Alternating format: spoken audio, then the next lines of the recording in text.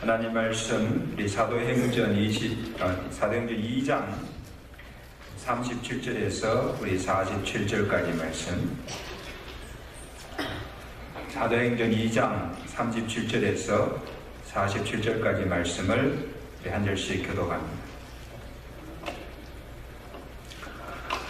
그들이 이 말을 듣고 마음에 찔려 베드로와 다른 사도들에게 물어 이르되, 형제들아, 우리가 어찌할꼬 하거늘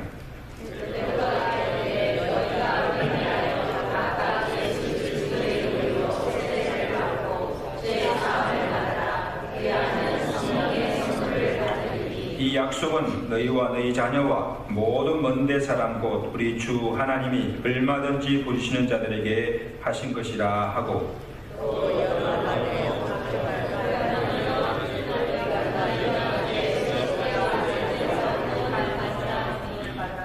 그 말을 받는 사람들은 세례를 받으며 이날에 신도의 수가 3,000이나 더하더라.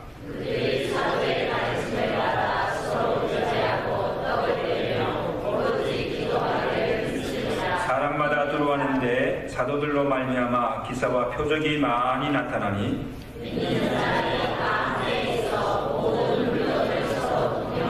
또 재산과 소유를 팔아 각 사람의 필요를 따라 나눠주며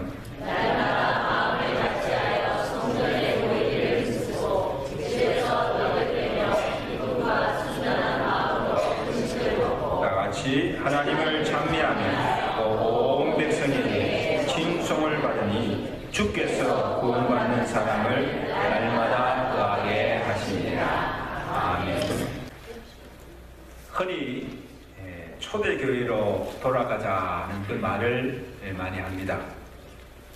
초기 AD 4세기 이전의 과거로 돌아갈 수는 없습니다. 세월이 많이 흘렀고 시대도 많이 변했습니다. 하루가 다르게 변하는 세상에 그때와 지금은 여러 가지 면에서 판이하게 다른 것이 많습니다. 교회의 형태나 양식도 많이 달라졌습니다. 그런데 우리가 어떻게 초대교회로 돌아갈 수가 있습니까? 이 말의 뜻은 오순절 성령 강림 이후에 성령으로 충만하였던 그 당시 초대교회가 가졌던 영성, 교회로서의 참다운 교회의 모습, 성도로서의 바른 믿음의 생활을 본받자는 그런 뜻입니다. 초대교회는 지금보다도 환경과 조건이 열악하였습니다. 건물도 없고 교회 조직도 제대로 갖추어지지 않았습니다. 훈련된 일꾼들도 부족하였습니다. 오늘같이 우리가 편안한 가운데 자유롭게 신앙생활 할 수 있는 그런 여건도 아니었습니다. 온갖 억압과 핍박 속에서 신앙을 지키며 어렵게 신앙생활을 하였습니다. 근데 여러분, 놀라운 것은 그러한 중에도 이 초대교회가 부흥하였는데 하루에 3,000명이 회개하고 구원 받는 역사가 일어났고, 그리고 날이 갈수록 그 수가 더하여지는, 어떻게 보면요, 폭발적으로 교회가 성장한 것을 우리가 볼 수가 있습니다. 초대교회 성도들 또한 그 환난 가운데서도 생명을 불사하고 믿음을 지키며 본이 되는 삶을 살아간 것을 우리가 본문을 통해서 우리가 볼 수가 있습니다. 그래서 이 당시 그리스도인들을 가리켜 두 가지 별명이 붙었는데, 하나는 뭡니까? 이들은 연병이다.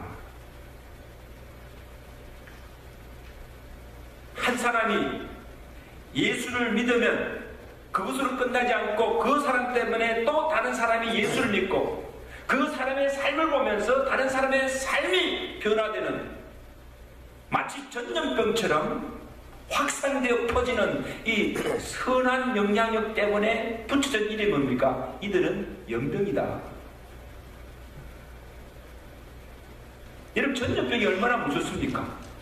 급속도로 확산되잖아요. 악의 영향력이 이렇게 미치는 것처럼 이 선한 영향력도 이렇게 큰 힘을 발휘할 수가 있습니다. 또 하나는 이들은 가는 곳마다 천하를 어지럽히는 사람들이다. 여러분 어떻게 했기에 이 그리스도들이 가는 도시마다 온 세상 도시를 완전히 뒤집혀 놓았다는 거예요. 세상을 바꾸어 놓았다는 거예요. 누가? 그리스도인들이. 여러분 오늘날보다도 교회도 적었습니다. 성도들 수도 적었습니다. 그렇지만 당시 로마나 유대사에 끼치는 영향력이 얼마나 대단했는 것을 우리에게 보여주고자 하십니까? 이들은 연병이다. 천하를 어지럽히는 세상을 뒤집어 놓는 사람들이다. 무엇이 초대교회와 초대교회 성도들을 이토록 강하게 만들었습니까? 어느 날 불신과 사회의 지탄의 대상이 되어서 점점 영향력을 잃어가고 있는 나약한 교회와 오늘날 성도들을 볼 때에 우리가 초대교회가 가졌던 그 영성, 초기 그리스도들이 보여주었던 참 성도의 삶의 모습을 우리가 다시 본받고 교회를 회복하자는 뜻입니다. 그런 의미에서 초대교회로 돌아가자는 거예요. 우리 한번 외칠까요? 초대교회로 돌아가자. 오늘 본문이 성령 충만하였던 초대교회 예루살렘 교회의 모습을 우리에게 보여준 것입니다. 여러분 초대교회 같은 영적의 가장 첫째 특징은 뭔가 하면 회개의 영성입니다. 오늘 37절 보실까요? 우리 37절 우리 다 같이 보십니다. 자 시작.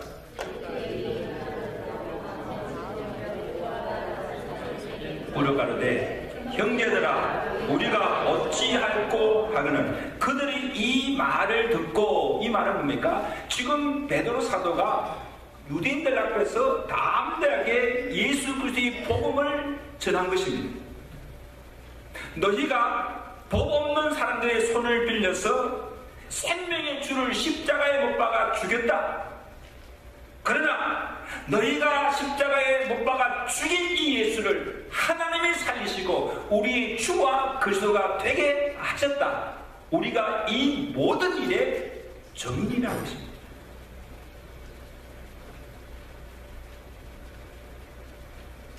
여러분 성령 충만한 베드로의 그 설교를 들은 이 무리들의 반응이 어떠합니까? 여러분 이들은 어떤 자들입니까? 예수를 십자가에 내주 못 박아 죽게 한 강팍한 자들입니다. 조금 전만까지만 하더라도 사도들과 성도들이 성령을 받아서 막 방언을 하며 막 이런 모습을 보고 세술에 취하였다. 정신이 돈 자들이라고 성령을 멸시하며 그들을 조롱하던 자들입니다. 근데 이들이 베드로가 전한 말씀에 설교에 마음의 찔림을 받고 우리가 어찌할꼬 형제여 우리가 어찌할꼬 가슴을 치며 통회하며 회개한 역사가 일어났다는 겁니다. 할렐루야. 여러분 하나님의 말씀에는요 두 가지 기능이 있습니다. 하나는 하나님의 말씀은 예리한 검입니다. 그래서 혼과 영과 관절과 권수를 찔러 쪼개는 능력이 하나님의 말씀의 능력입니다. 또 하나는 뭡니까? 하나님의 말씀은 우리를 비추는 거울입니다. 여러분 우리의 거울은 우리의 육신의 겉모양만 볼 수 있지만 하나님의 말씀의 거울은 우리의 겉모습뿐 아니라 우리의 심령 마음속까지도 깨뚫려 보고 있는 이게 말씀의 거울입니다. 그럼 우리가 모두가 하나님의 말씀의 거울 앞에 서서 우리 자신을 비추어 보면 감출 것이 없이 다 드러나게 됩니다. 이게 무서운 거예요. 사람들은요 겉을 보고 평가하잖아요. 근데 하나님은 우리 겉뿐 아니고 우리의 중심까지도 보시는 하나님이신 줄로 믿습니다. 그러면 하나님이 무슨 거예요? 히브리서 4장 12절 말씀에 하나님의 말씀은 살아있고 운동력이 있어 좌우의 날쌘 어떤 금보다도 예리하여서 혼과 영과 관절과 골수를 찔러 쪼개기자 하며 치우신 것이 하나도 그 앞에 말씀의 거울 앞에 나타나지 않음이 없고 만물이 벌거벗은 것 같이 다 드러나네요. 여러분 지금 제가 거룩한 성문을 눕고 여러분 앞에 이렇게 말씀을 전가하지만 하나님께서 내 자신을 깨끗이 볼 때 정말 설 수 없는 죄인이 벌거벗은 것 같이 다 드러나고 있는 거예요. 만약에 그것을 안다면 여러분들이 아마 떠날 거예요. 여러분 유대인들이 베드로의 설교를 들을 때 이 두 가지 역사가 동시에 나타났습니다. 하나님의 말씀이 그들의 마음을 찔렀습니다. 그리고 그들의 죄가 적나라하게 다 드러나게 되자 하나님 앞에서 얼마나 큰 죄를 지었는가를 깨닫게 되자 그 죄를 통회하며 회개한 역사가 일어나게 된다는 것입니다. 우리는 죄인입니다. 우리가 어인 예수를 십자가에 못 박아 죽었습니다. 오 형제여, 우리가 어찌하면 좋을까? 우리가 어떻게 하면 되겠습니까?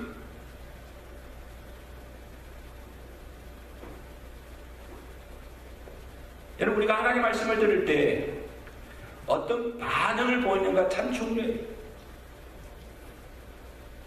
여러분 저나 여러분들이나 사람들 되게 잘못이나 죄를 지적하면요 싫어해요. 그리고 그것을 들으려고 하지 않습니다. 자기를 위해서 하는 충고지만요 듣기 싫어해요. 목사가 말해도 no thank you. 그리고 지적을 해도 고치려고 하지 않습니다. 자기 잘못된 것을 알면서도 그것을 고치려고 하지 않아요. 그것이 저나 여러분이랑 똑같아. 오늘 이것이 오늘 우리의 고민이에요. 내가 무엇을 잘못한 것도 알아요. 말씀을 난 지적을 받아요. 너 그러면 안 돼. 그렇게 살면 안 돼. 그렇게 충고를 해도 듣지 않습니다.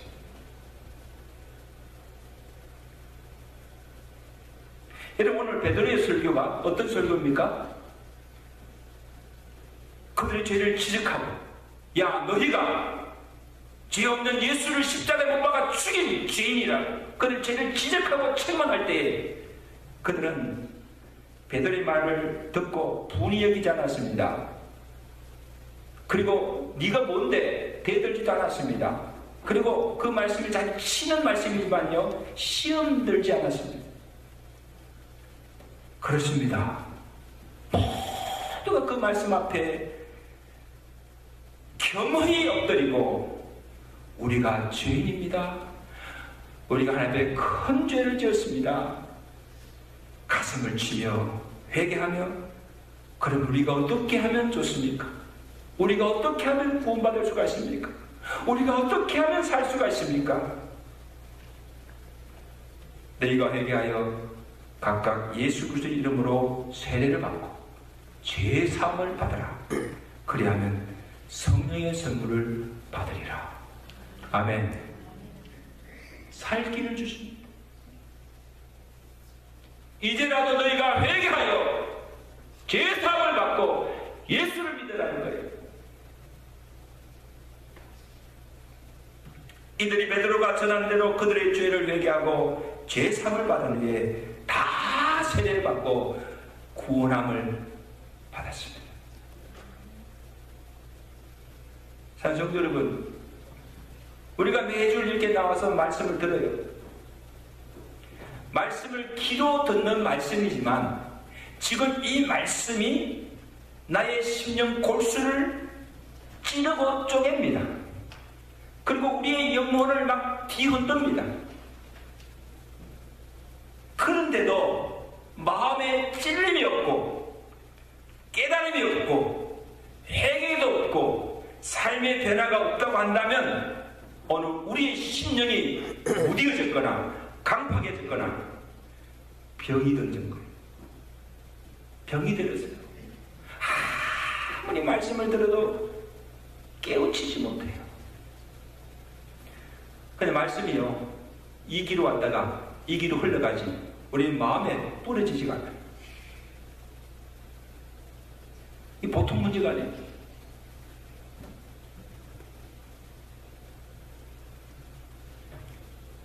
참된 회개함이 없이 온전한 믿음을 가질 수가 없습니다. 참된 회개함이 없이 삶의 변화도 일어나지 않습니다. 참된 회개함이 없이 성령의 어떤 역사도 기대할 수가 없습니다. 그럼 우리가 진정으로 회개했다면요, 삶의 변화가 반드시 따라옵니다. 그래서 회개했다고 하면서 날마다 와서 눈물 흘리고 막 회개합니다. 하나님 내 죄인이에요. 하나님 잘못했어요. 막 회개하면서도 뒤돌았으면 똑같은 삶을 살아간다고 한다면 회개에 합당한 열매가 없고 삶의 변화가 없는 회개는 거짓된 거예요. 이건 회개가 아니에요. 그럼 오늘 저와 여러분들이 오늘 우리 교회가 다시 회복해야 할 것은 초대교회가 가졌던 회개의 영성인 줄로 믿습니다. 말씀이 들려지고 말씀이 내 마음을 찔리고 내 죄를 지적하고 책망을 받으면 초대교회들처럼 우리가 가슴을 치며 목사님 우리가 어떻게 할까요? 어떻게 하면 우리 가정이 살 수 있을까요? 어떻게 하면 이제 내가 바로 살 수 있을까요? 회개하고 죄산 받고 우리의 삶이 변화되는 이런 역사가 일어나기를 제가 간절히 축원합니다. 축원합니다.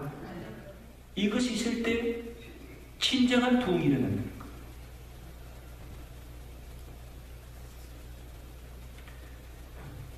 둘째는 말씀과 기도의 영성입니다. 우리 42절 말씀, 우리 다 같이 계십니다. 42절 말씀, 우리 다 같이 있습니다. 시작. 교제하고 떡을 떼며 오로지 기도하기를 힘쓰니라. 자 보십시오. 죄를 회개하였습니다. 그리고 다 사함받고 세례를 받았습니다. 그러니까 그들에게 성령의 충만한 은혜가 그들에게 임하였습니다. 자, 성령의 은혜가 임하자 그들의 삶에 놀라운 변화가 일어났습니다. 어떤 변화입니까? 여러분, 이전에는 서로 만나지도 않고 어울리지도 않고 상종도 않던 사람들이었습니다. 말씀도 한 번도 보지 않고 말씀을 배우지도 않던 자들이었습니다. 기도 한 번 하지 않던 사람들이었습니다. 기도를 몰랐어요. 그런데 보십시오.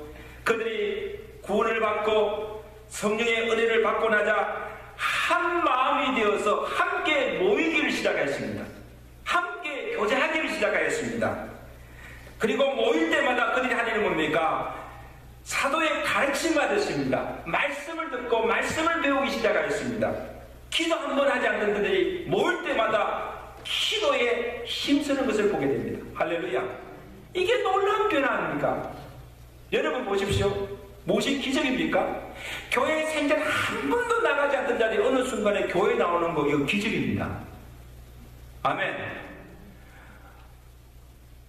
말씀 한 번도 보지 못한 자들이 어느 순간에 성경을 펴들고 말씀을 읽기 시작하고 자꾸 말씀을 배우려고 하고 이게 예배자에 나오는 것, 말씀을 사모하는 것, 이거 여러분 개인에게도 기적입니다.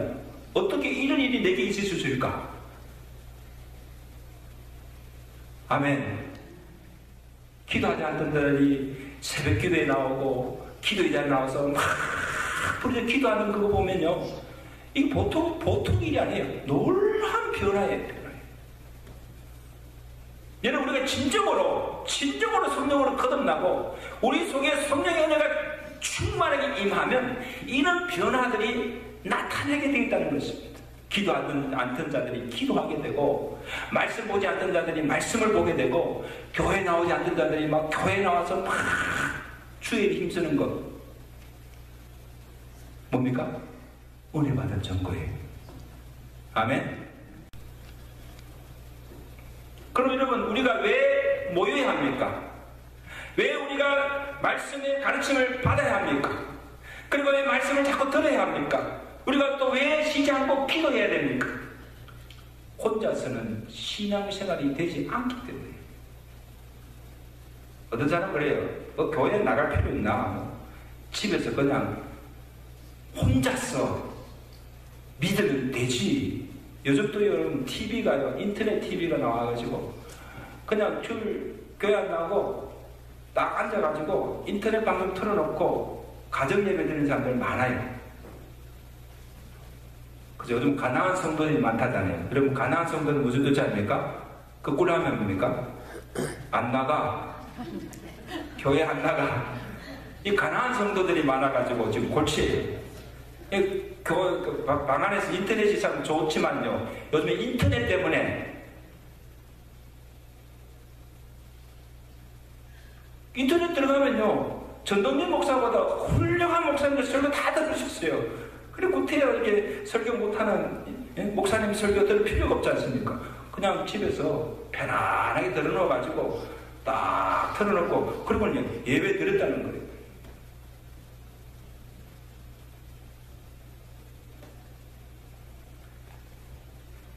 근데 기억하십시오. 우리가 함께 모이지 않으면, 그리고 말씀 듣지 않고 배우지 않으면 우리의 신앙은 자랄 수도 없고 우리의 신앙을 지킬 수도 없습니다. 한시도 우리가 기도하지 않으면, 기도를 쉬면 영적인 힘, 영역이 떨어지게 되어 있어요. 여러분, 영역은 어떻게 써야 됩니까? 말씀과 기도로 쌓아지는 거예요. 아멘? 그래, 말씀 듣지 않고 은혜 받지 않고 기도하지 않으면요, 자연적으로 이 영성은 떨어지게 되어 있어요. 영역은 떨어지게 되어 있어요. 그게 무슨 능력이 나타날 수가 있습니까? 경건의 모양은 있으나 경건의 능력을 상실한 무력한 성도가 될 수밖에 없습니다. 주님께서 경고를 주신 말씀이 있습니다.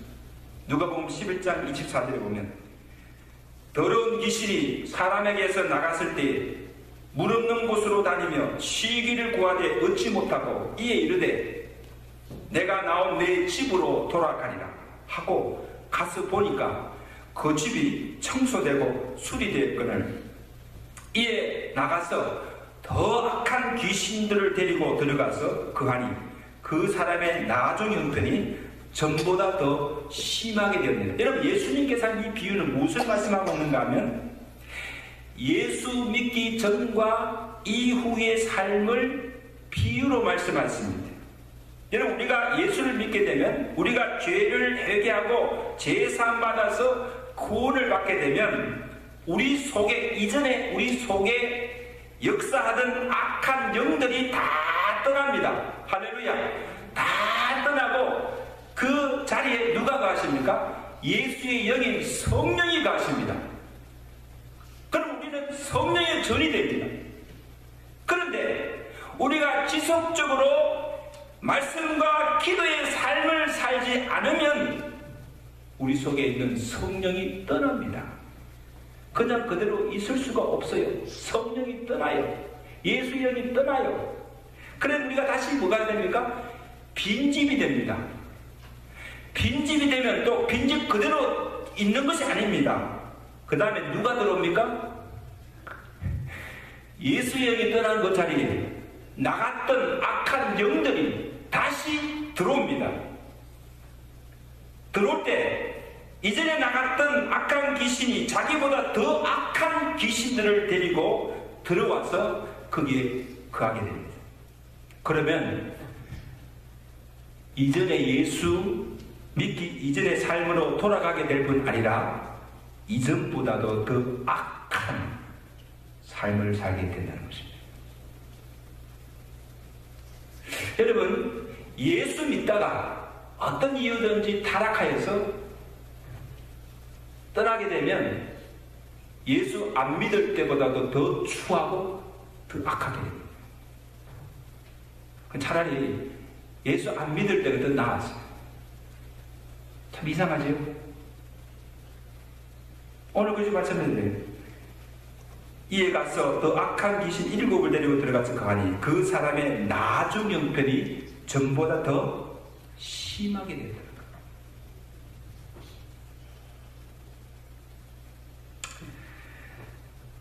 그래서 우리가 마귀에게 조금이라도 틈을 주어서는 안 돼요.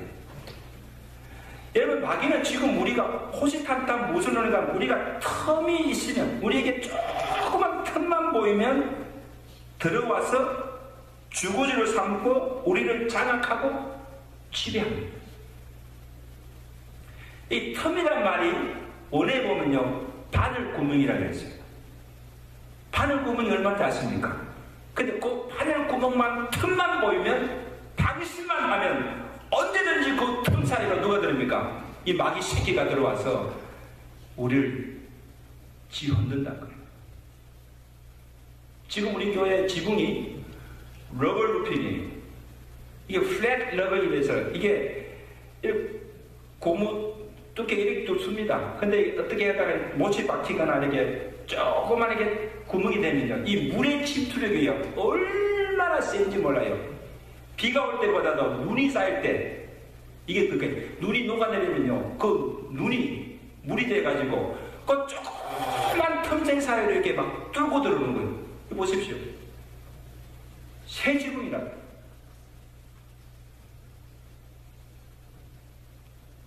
근데 여러분, 마귀가 어느 우리를 늘 주시보다가 우리 속에 조그만 틈을 보이고 방심하게 되면 바로 그 순간에 우리 안에 들어와서 그냥 우리를 지배한다는 거예요. 그러므로 우리는 혼자 있지 말고 열심으로 모이기를 힘쓰시고, 기회 있을 때마다 하나님의 말씀을 들어야 하고 말씀의 은혜를 받아야 하고 쉬지 말고 기도해야 돼요. 믿으시면 아멘. 그렇게 해야 우리가 받은 성령을 소멸하지 않고 늘 성령 충만한 삶을 살 수가 있고, 겨자씨 가는 조그만 믿음이라도 우리가 이것을 잃어보지 않고 이 믿음을 지킬 수가 있고, 내 심령의 교회에 악한 영들이 들어와서 역사하지 못하게 막을 수가 있게 된 줄로 믿습니다. 아멘.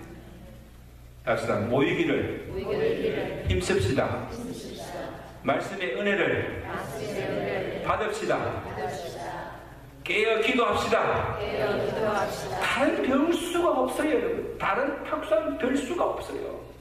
어떻게 하면 신앙생활 잘할 수 있습니까? 어떻게 하면 우리가 믿음이 잘할 수가 있습니까? 어떻게 하면 우리가 교회가 봉할 수 있습니까? 다른 방법이 없어요.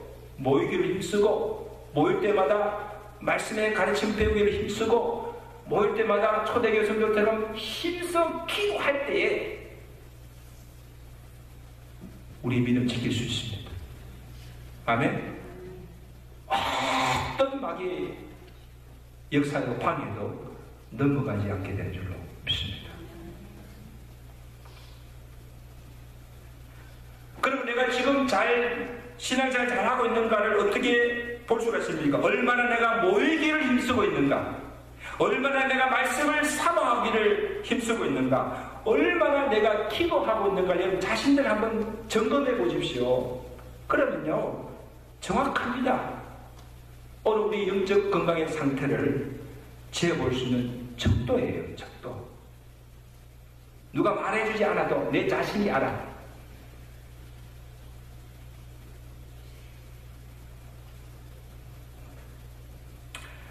마지막으로 나눔의 영성입니다. 우리 44절에서 46절까지 말씀 우리 다 같이 읽겠습니다. 44, 46절 시작.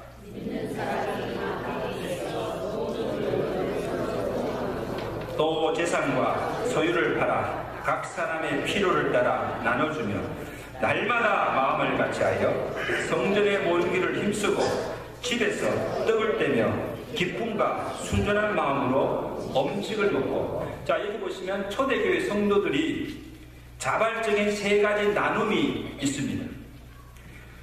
소유를 나누었습니다. 음식을 나누고, 그 다음에 마음을 같이하여 함께 모여서 자신들을 나누었습니다. 자기 재물을 아끼지 아니하고 내 것이라 하지 아니하고 각 사람의 필요를 따라서 나누어졌습니다. 여러분요, 사람의 본성은 움켜쥐는 데 있어요. 그래서 어린애 태어날 때부터 손을 보십시오. 딱 움켜쥐고 나오잖아요. 이 펼 줄을 몰라. 그래서 아무리 많이 가져도 이 욕심 때문에 자기의 것을 절대 나누지 않습니다. 그래서 누가복음 13장에 예수님께서 어리석은 부자 비유를 가르친 이유가 있습니다. 여러분, 어리석은 부자의 교훈이 무엇입니까? 자기가 모은 양식과 재물을 창고를 새로 짓고 거기에 쌓아둘지라도 다른 사람에게 그것을 나누어주거나 베풀지 아니하고 자기만을 위해서 사용하였습니다.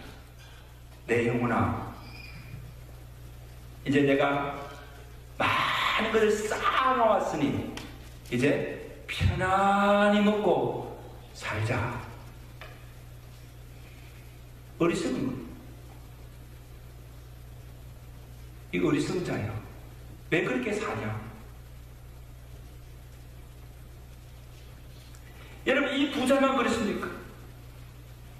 대부분의 사람들의 삶이 이 부자처럼 자기 배만 위하는 이기적이고 베풀 줄 모릅니다. 현대인들이 갈수록 이기적이 되지 않습니까? 개인도 그렇고 가정도 그렇고 교회도 자기 교회밖에 몰라요.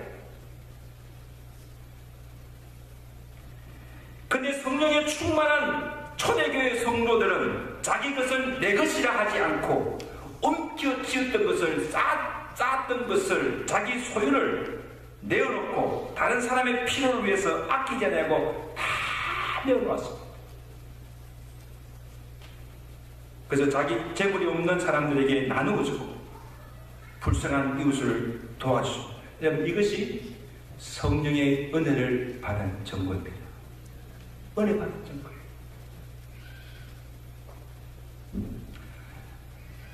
이미 초창기에 교회들이 세워질 때 이 초창기 목사님들의 희생이 참 컸어요. 지금 이민 역사가 100년이 지났잖아요. 지금 통계를 보면 미국에 세워진 이민교회가 한 4,500교회가 돼요. 엄청나게 봉했죠. 근데 초창기에는요, 각 주마다 교회가 별게 없었어요. 저희 아버님이 1974년도에 이민 오셨는데 애리조나주 피닉스에 정착하셨는데, 근데 거기서 이제 교회를 시작했죠. 74년도는 이민 초기 아닙니까? 그때 한국 한인들이 별로 없을 때예요. 그때요, 공항에 누가 왔다 하면 그걸 정보를 알고 공항에부터 가서 그 이민 오는 사람들을 데리고 와서 아파트 구해주고 운전 가르쳐주고 그 다음에 직장도 다 알선해주고 삶의 기반을 살 수 있도록 그렇게 목사들이, 교회가 그것을 다 해주었습니다. 그리고 교회 장소, 건물도 없잖아요. 그러니까 우리 교회, 피니스 교회가 어디 시작했는가 하면 우리 형님 집 차고를 개조해가지고 거기에 의자 몇 개 놓고 이게 식탁 하나 놓고 그 다음에 거기서 교회했어요. 차고에서 교회를 시작했어요. 그러면 주일마다 성도 차가 없으니까 성도들 가서 모시고 와서 예배를 드리고, 예배 마친 후에 또 그냥 돌려보지 않으시고, 한국 음식, 그때는요 콩나물이 콩나물 시대였어요. 김치 구경도 못할 시대예요. 근데 어떻게 구해서 주일날마다 한국 음식을 정성껏 대접했어요. 그리고 친교를 나누고 또 갈 때도 또 집에까지 다 모시다 드리고, 이게 가정이 교회예요. 교회가 가정이에요. 그러니까 프라이버시가 없는 거 아니에요. 그 일들을 누가 다 했는가 하면요, 목사님 집이죠. 그 목사님 자녀들이 희생양이었어요. 여러분, 이런 희생과 수고를 인해서 이민교회들이 세워진 거예요. 그리고 이 교회가 이만큼 성장하게 된 줄로 믿습니다. 아멘. 초대교회 성도들도 마찬가지예요. 오늘같이 건물을 가진 교회당이 없었습니다. 그러니까 교회의 시작이 되게 가정집에서부터 모임을 시작하였습니다. 그래서 성도들이 자기 집을 개방하여서 교회 장소로 기꺼이 내어주고 모든 사람들을 초대하여서 정성껏 음식을 대접하며 섬기는 삶을 살았던 거예요. 여러분요, 이게 쉬운 일이 아니에요. 절대 쉬운 일이 아니에요. 한 번, 두 번은 그렇게 할 수 있지만요, 어떻게 매주 그렇게 할 수가 있어요?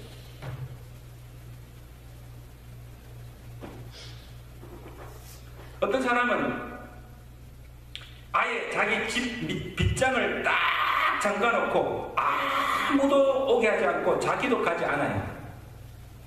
주지도 않고 받지도 않아요.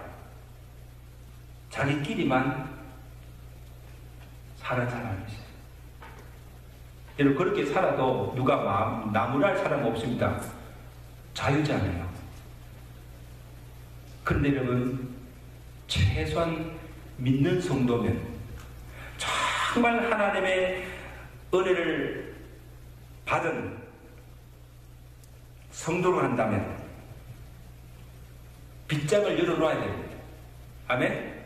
잠그지 말고 빗장을 열어놓고 사람들을 청하고 음식을 대접하고 교회 모임이나 선한 일을 위해서 기꺼이 장소로 사용하도록 내어주는 베푸는 삶을 살아야 될 줄로 믿습니다.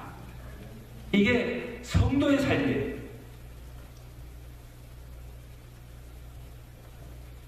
내 것이라 하지 않고 나누고 베풀어주는 삶이 진정 우리에게 기쁨을 주고 보람을 주고 행복을 주는 것입니다.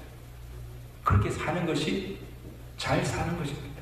믿으시면 그렇게 살아야 합니다. 이제 하나 예를 마치고 설교를 마무리하겠습니다. 국가대표 축구 선수였던 이영표 선수님을 선수 잘 알지요? 독실한 크리스찬입니다. 지난해 은퇴를 하고 지금은 KBS 축구 해설위원으로서 명성을 날리고 있습니다. 그래서 여기저기 다니면서 신앙의 간증을 하는데, 근데 한 간증을 한번 들었습니다. 2002년도 월드컵 8강전에서 2골을 넣었을 때 2골 다 이영표 선수가 어시스트해서 골을 넣었습니다. 근데 이 스포츠 기자들이 그에게 물었습니다. 아니, 충분히 당신이 넣을 수 있는 볼이었는데 왜 그것을 넣지 않고 패스해 줬느냐, 그렇게 물었을 때 그때 이영표 선수 말합니다. 내가 나누어 주는 공이 다른 선수에게 골로 연결됐을 때 제게도 굉장한 기쁨이 있습니다. 내가 골을 넣은 만큼 더 큰 기쁨이 내게 있었습니다. 그리고 하는 말이, 저는 이것이 그리스도인의 삶이라고 생각합니다. 그의 고백이에요. 누구나 다 볼을 넣어서 빛을 얻고 영광을 누리기를 원합니다. 그러나 내게 있는 것을 다른 사람에게 주어서 빛을 내게 하는 것, 다른 사람을 잘되게 하는 것, 이것 또한 귀한 일이요 보람이 있는 일입니다. 아멘? 다 1인자가 되려고 하지 말고 나로 인해서 다른 사람이 부유하게 하고 잘되게 해주는 것, 이것이 그전의 삶인 줄로 믿습니다. 찬송자 여러분, 내게 있는 것, 그것이 무엇이든지 물질이든지 재능이든지 은사든지 나누기를 즐겨하십시오. 이것이 진정 성령 받은 자, 하나님의 은혜를 입고 누리며 사는 자의 마땅한 삶입니다. 참된 회개가 있고 말씀과 기도가 있고 함께 모여 나누는 교제와 사랑이 있는 이런 초대교회에 하나님께서 부흥케 하는 복을 주셨다는 사실. 47절에 보십시오. 하나님을 찬미하며 또 온 백성에게 칭송을 받으니 주께서 구원받는 사람을 날마다 더하게 하시느니라. 아멘. 여러분, 교회의 부흥은 그냥 일어나는 것이 아니에요. 바라기는 오늘 우리 7일 장로교회가 정말 초대교회로 다시 돌아가서 초대교회가 가졌던 영성, 초대교회가 같은 교회당 교회의 모습, 하나님께서 이 교회를 다시 회복해 하시고 놀라운 부흥을 주실 줄로 믿습니다. 이런 초대교회와 같은 교회와 성도들이 되시기를 저희가 축원합니다. 기도하겠습니다.